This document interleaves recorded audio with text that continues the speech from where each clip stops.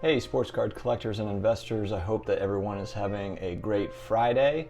Finally made it to the end of the week. I'm ready for a weekend, just kind of taking it easy and getting caught up on housework and stuff like that. So I'm excited to roll into the weekend. This video, something a little bit different. I haven't done one like this before. I pulled a few cards from my PC, different sports card investments that I might hold long term. They could be flip opportunities. It's really just kind of as I see it, make calls on it as they come. But I'm excited to show you some of these cards that I have. I don't have any. If you're looking for that T206 Honus Wagner, I'm not busting one of those out in this video. I'm going to save that for later.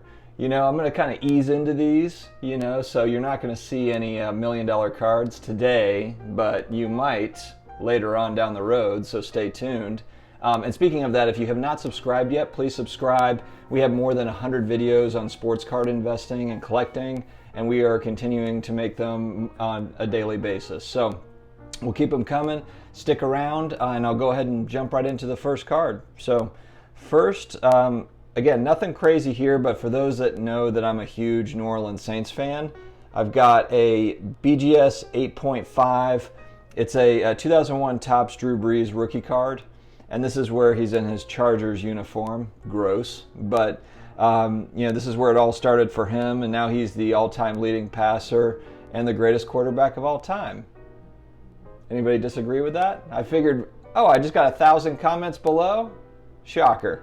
No, I don't think he's the greatest QB of all time. I think that he's a very good quarterback. I would say he's probably top 8 maybe. I would say all time, just because he does have the all-time numbers. He does have a Super Bowl victory.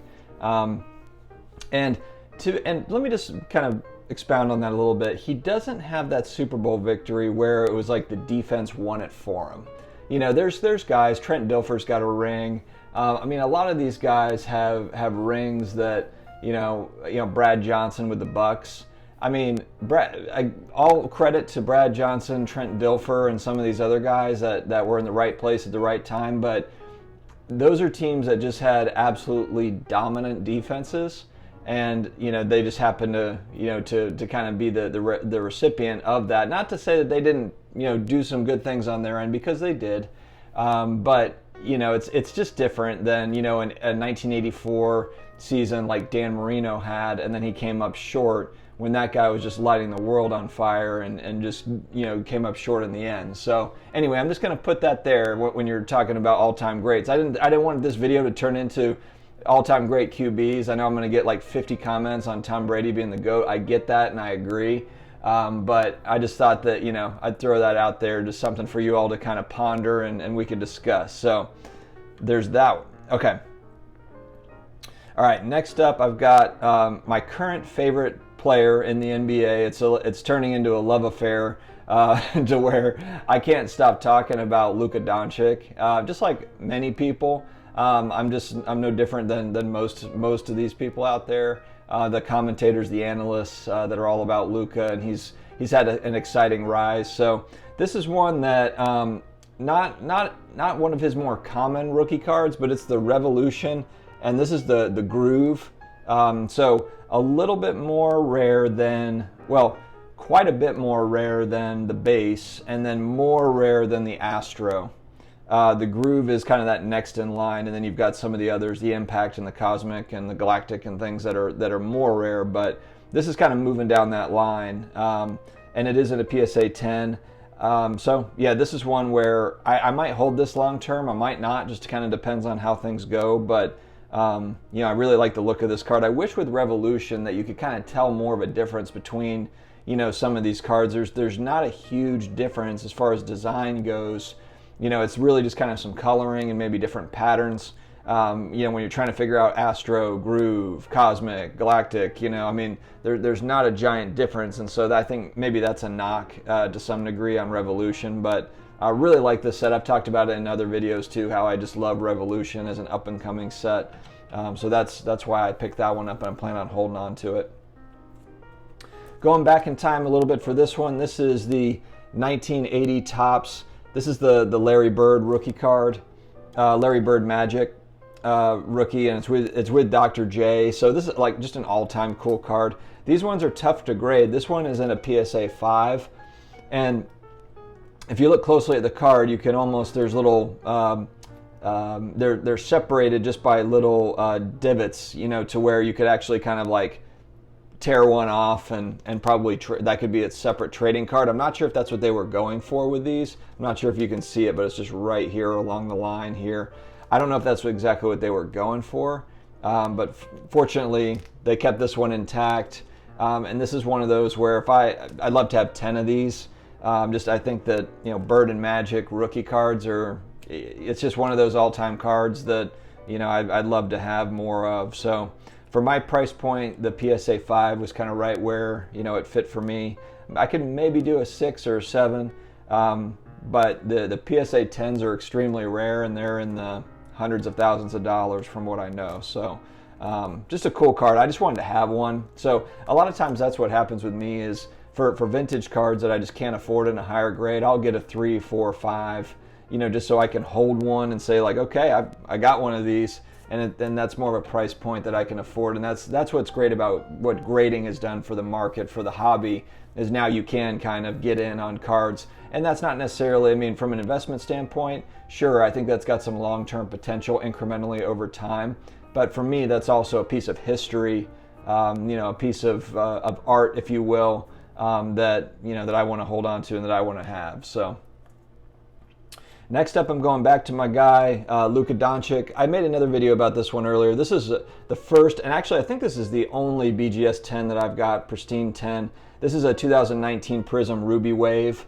So this is, you know, fairly new card. These cards just came out this year. And so this one has got, it's all 10s except for centering is at a 9.5.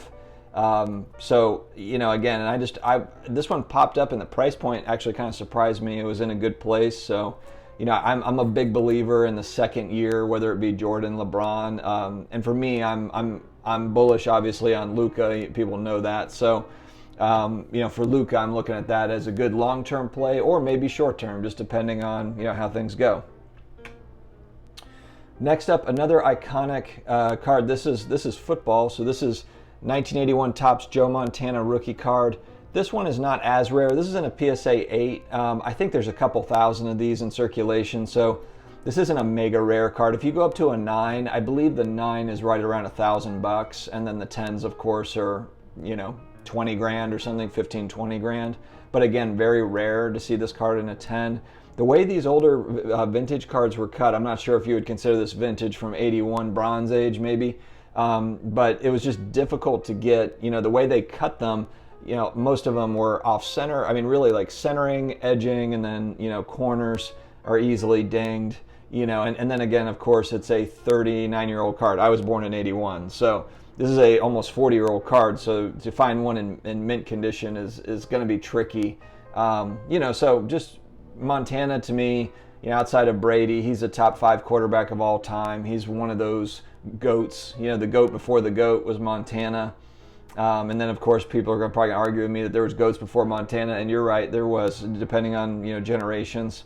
So yeah, so for me, I like to have some of these vintage cards. I don't have lots of them, but the ones that I feel are kind of iconic are ones that I'm looking at. So that's my next one. And then last but not least, I picked this one, and this is, I just really like how, first off, the gigantic case. So Pete Maravich rookie. This is Pistol Pete Maravich, an NBA legend. This one is in a PSA 6.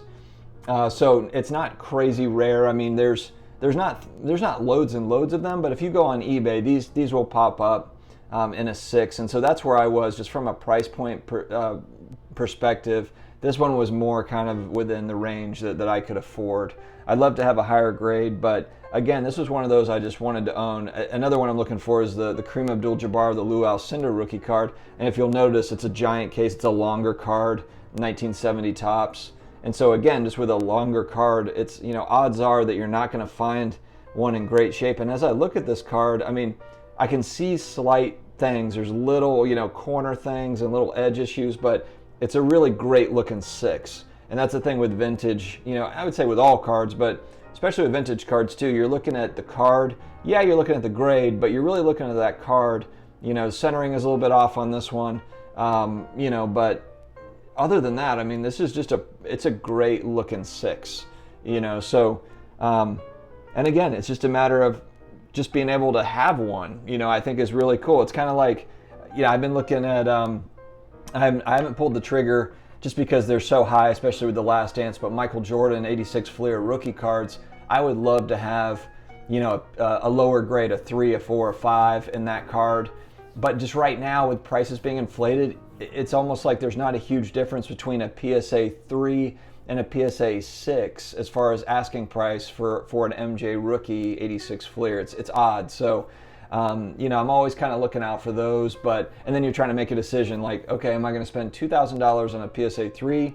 Or, then there'll be one that pops up at a PSA 5 that's $2,500. And it's like, well, should I, and $2,500 is out of my range right now, but that's something to kind of, to work up to. And that's what a lot of the, there's investing to invest to build up collections. That's really a lot of what I do.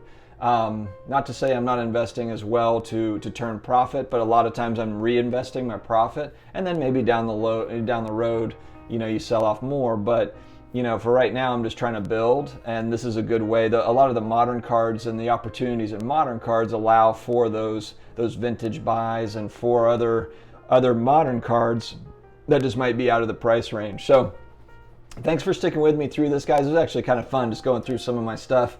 Let me know what you guys have. What's your favorite card in your collection? And let me know kind of, your thoughts on these, if you're targeting any of these.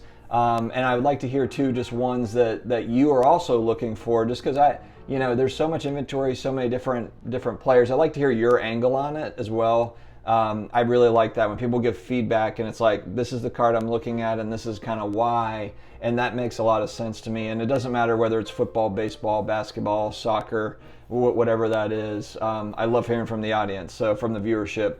Thank you so much for tuning in. Again, subscribe if you haven't already. We're going to keep on making videos. Like I said, we're over 100 deep now.